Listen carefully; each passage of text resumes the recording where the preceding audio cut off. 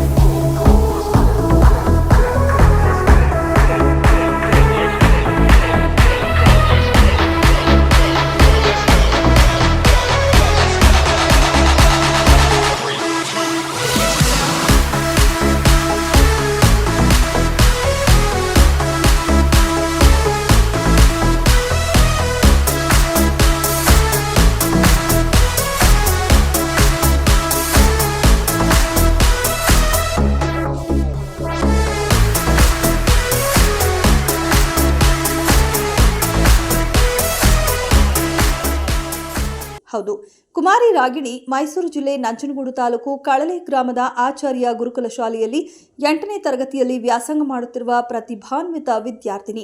ತಂದೆ ರಂಗಸ್ವಾಮಿ ನಾಯಕ. ಮೂಲತಃ ಕೃಷಿಕ ಬಡ ಕುಟುಂಬದಿಂದ ಬಂದ ಹಿಂದುಳಿದ ವರ್ಗಕ್ಕೆ ಸೇರಿದ ಈ ಪ್ರತಿಭೆ ಚೆಸ್ ಜೊತೆಗೆ ತರಗತಿಯ ಕಲಿಕೆಯಲ್ಲೂ ಮುಂದಾಗಿದ್ದಾಳೆ. ಕಳೆದ ಸಾಲಿನಲ್ಲಿ ಶಾಲಾ ಶಿಕ್ಷಣ ವತಿಯಿಂದ ನಡೆಸಲಾದ U14 ರಾಜ್ಯ ಮಟ್ಟದ ಚದುರಂಗ ಪಂದ್ಯಾವಳಿಯಲ್ಲಿ ಅಗ್ರ ಶ್ರೇಯಾಂಕಿತ ಆಟಗಾರರನ್ನ ಮಣಿಸಿ ರಾಷ್ಟ್ರಮಟ್ಟಕ್ಕೆ ಆಯ್ಕೆಯಾಗಿದ್ದಳು. ಅದರಂತೆ ಇತ್ತೀಚೆಗೆ ಜನವರಿ 13ರಿಂದ 17ರವರೆಗೆ ಜಾರ್ಖಂಡ್ ರಾಜ್ಯದ ರಾಂಚಿ ನಗರದಲ್ಲಿ ನಡೆದ 69ನೇ ರಾಷ್ಟ್ರೀಯ ಪಂದ್ಯಾವಳಿಯಲ್ಲಿ ಕರ್ನಾಟಕ ರಾಜ್ಯವನ್ನ ರಾಗಿಣಿ ಪ್ರತಿನಿಧಿಸಿದ್ದಳು. ಬಿಹಾರ್, ಗುಜರಾತ್, ಆಂಧ್ರಪ್ರದೇಶ ಮತ್ತು ತಮಿಳುನಾಡು ರಾಜ್ಯಗಳ ಕ್ರೀಡಾಪಟುಗಳ ಜೊತೆ ಉತ್ತಮವಾದ ಕೌಶಲಗಳನ್ನು ಬಳಸಿ ಅಗ್ರ ಶ್ರೇಯಾಂಕಿತ ಆಟಗಾರರನ್ನ ಮಣಿಸಿ ರಾಷ್ಟ್ರೀಯ ಚೆಸ್ 2025 ಹಾಗೂ 26ನೇ ಸಾಲಿನ ಕಂಚಿನ ಪದಕ ಪಡೆದು ಕರ್ನಾಟಕ ಹಾಗೂ ಮೈಸೂರು ಜಿಲ್ಲೆಗೆ ಕೀರ್ತಿ ತಂದಿದ್ದಾಳೆ. ಅದು ಅಲ್ಲದೆ ಕಳೆದ 12 ವರ್ಷಗಳಿಂದ ಕರ್ನಾಟಕಕ್ಕೆ ಯಾವುದೇ ಪದಕಗಳು ಲಭಿಸಿರಲಿಲ್ಲ. ಈ ನಿಟ್ಟಿನಲ್ಲಿ ಈ ಬಾರಿ ಪಡೆದಿರುವ ಕಂಚಿನ ಪದಕವು ಬಹಳ ಮಹತ್ವ ಪಡೆದುಕೊಂಡಿದೆ. ಇನ್ನು ಪ್ರಶಸ್ತಿ ಪಡೆದು ಗ್ರಾಮಕ್ಕೆ ಆಗಮಿಸಿದ ಕುಮಾರಿ ರಾಗಿಣಿಯನ್ನ ಶಾಲೆಯ ಮುಖ್ಯಸ್ಥರು, ಚೆಸ್ ತರಬೇತುದಾರರಾದ ಗೋಪಿನಾಥ್ ಮತ್ತು ಗ್ರಾಮಸ್ಥರು ಶಾಲಾ ಮಕ್ಕಳ ಬ್ಯಾಂಡ್ ವಾದನದೊಂದಿಗೆ ಗ್ರಾಮದ ಪ್ರಮುಖ ಬೀದಿಗಳಲ್ಲಿ ಮೆರವಣಿಗೆ ನಡೆಸಿ ಶಾಲೆಗೆ ಕರೆತಂದರು.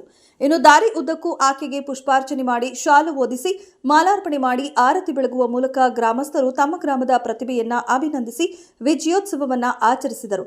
ಶಾಲಾ ಮುಖ್ಯಸ್ಥರು ಹಾಗೂ ತರಬೇತುದಾರರಾದ ಗೋಪಿನಾಥ್ ಮಾತನಾಡಿ ರಾಗಿಣಿಯ ಸಾಧನೆಯನ್ನ ಪ್ರಶಂಸಿಸಿ ಮುಂದೆ ಈಕೆ ಅಂತಾರಾಷ್ಟ್ರೀಯ ಮಟ್ಟದಲ್ಲೂ ಸ್ಪರ್ಧಿಸಿ ಬೆಳ್ಳಿ ಹಾಗೂ ಚಿನ್ನದ ಪದಕಗಳನ್ನು ಗೆಲ್ಲಿಸುವ ಭರವಸೆಯೊಂದಿಗೆ ಕಾರ್ಯಕ್ರಮದ ಬಗ್ಗೆ ವಿವರಿಸಿದರು. ಚೆಸ್ ಆಟಗಾರ್ತಿ ಯುವ ಪ್ರತಿಭೆ ರಾಗಿಣಿ ಹಾಗೂ ಆಕೆಯ ತಂದೆ ರಂಗಸ್ವಾಮಿ ನಾಯಕ ಮಾತನಾಡಿ, ಚೆಸ್ ಒಂದು ಶ್ರೀಮಂತರ ಆಟ. ನಮ್ಮಂತಹ ಬಡವರಿಗೆ ಇದನ್ನ ಕಲಿಸಿ ತರಬೇತು ನೀಡಿ ರಾಷ್ಟ್ರಮಟ್ಟಕ್ಕೆ ಕರೆದೊಯ್ದು ನಮ್ಮ ಶಾಲೆಯ ಮುಖ್ಯಸ್ಥರಾದ ಗೋಪಿನಾಥ್ ಸರ್ಗೆ ಕೃತಜ್ಞತೆ ಸಲ್ಲಿಸಿ ಅಭಿನಂದಿಸುವುದಾಗಿ ತಿಳಿಸಿದ ಅವರು, ಮುಂದೆ ಅವರ ಮಾರ್ಗದರ್ಶನದಲ್ಲಿ ಅಂತಾರಾಷ್ಟ್ರೀಯ ಮಟ್ಟದಲ್ಲಿ ಸ್ಪರ್ಧೆ ಮಾಡಿ ಬೆಳ್ಳಿ ಮತ್ತು ಚಿನ್ನದ ಪದಕಗಳನ್ನು ಗೆಲ್ಲುವ ವಿಶ್ವಾಸ ವ್ಯಕ್ತಪಡಿಸಿ ತಮ್ಮ ಖುಷಿಯನ್ನ ಹಂಚಿಕೊಂಡರು.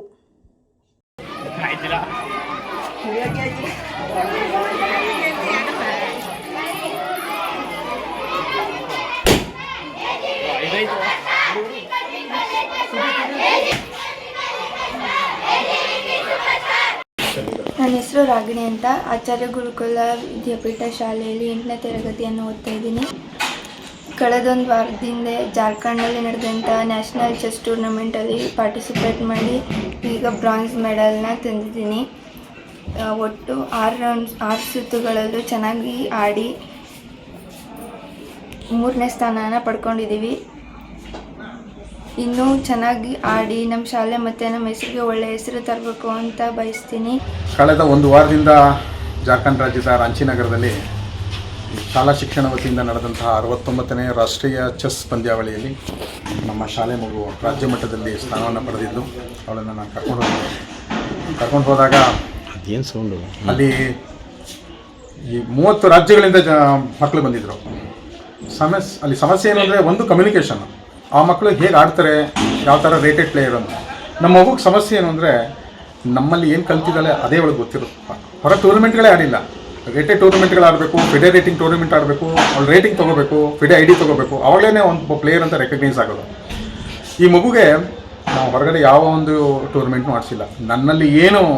ನನ್ನ ಹತ್ರ ಏನು ಮಾಹಿತಿ ಇದೆಯೋ, ನನ್ನ ಹತ್ರ ಏನು ವಿಷಯಗಳಿದ್ದು ಚೆಸ್ಸು, ನಾನು ಅಷ್ಟೇ ಇವುಗಳಿಗೆ ಕೊಟ್ಟು ಹೆಚ್ಚಿನ ಅಭ್ಯಾಸವನ್ನು ಮಾಡಿಸ್ದೆ, ಹೆಚ್ಚು ಸಮಯ ಅಭ್ಯಾಸ ಮಾಡಿಸ್ತಾ ಬಂದೆ. ಮತ್ತು ನಡೆಯುವಂತಹ ಅಂತಾರಾಷ್ಟ್ರೀಯ ಮಟ್ಟದ ಟೂರ್ನಮೆಂಟ್ಗಳ ಎಲ್ಲ ನಡೆಗಳನ್ನು, ಎಲ್ಲ ವೀಡಿಯೋಗಳನ್ನು ಇವಳಿಗೆ ತೋರಿಸ್ತಾ ಬಂದೆ. ಹೀಗೆ ಆಡ್ತಾರೆ, ಯಾವ ರೀತಿಯಲ್ಲಿ ಓಪನಿಂಗ್ ಯಾವ ರೀತಿ ಇರುತ್ತೆ ಈ ಗೇಮಲ್ಲಿ, ಮಿಡ್ಲ್ ಗೇಮ್ ಯಾವ ರೀತಿ ತಗೋಬೇಕು, ಎಂಡ್ ಗೇಮ್ ಯಾವ ರೀತಿ, ಯಾವ ಸಮಯದಲ್ಲಿ ನೀನು ಸ್ಯಾಕ್ರಿಫೈಸ್ ಮಾಡಬೇಕಾಗತ್ತೆ, ಗೇಮ್ನ ಹೇಗೆ ವಿನ್ ತಗೋಬೇಕು, ಡ್ರಾ ಹೇಗೆ ಮಾಡ್ಕೋಬೇಕಾಗತ್ತೆ, ಸಮಯ. ನಾನು ಆರ್ ರಂಗಸ್ವಾಮಿ ನಾಯ್ಕ ಅಂತ, ರಾಗಿಣಿಯ ಪೋಷಕರು, ಕಡಲೆ ಗ್ರಾಮ ಬೀದಿ. ನಮ್ಮ ಮಗಳು ಆಚಾರ್ಯ ಗುರುಕುಲ ವಿದ್ಯಾರ್ಥಿ ನಿಲಯದಲ್ಲಿ 8ನೇ ತರಗತಿ ಓದ್ತಾ ಇದ್ದಾಳೆ. ನಾವು ಮಧ್ಯಮ ವರ್ಗದವರು, ಬಡ ಕುಟುಂಬದಿಂದ ಬಂದವರು, ಕೂಲಿ ಮಾಡಿ ಜೀವನ ಮಾಡೋವಂಥವ್ರು. ಈ ಚೆಸ್ ಅನ್ನೋ ಆಟ ಶ್ರೀಮಂತರ ಆಟ. ನಮ್ಮ ಬಡ ಮಕ್ಕಳಿಗೆ ಅದು ಆಗಲ್ಲ ಸರ್, ಆಡೋಕ್ಕಾಗಲ್ಲ.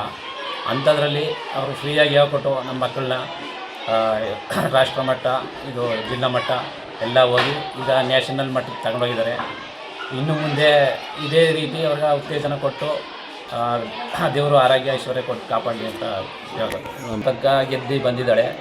ಮುಂದೆ ಬೆಳ್ಳಿ ಮತ್ತು ಚಿನ್ನ ಗೆಲ್ಲಿ ಅಂತ ಇದೇ ರೀತಿ ಆಶಿಸ್ತಾ ಇರ್ತೀವಿ.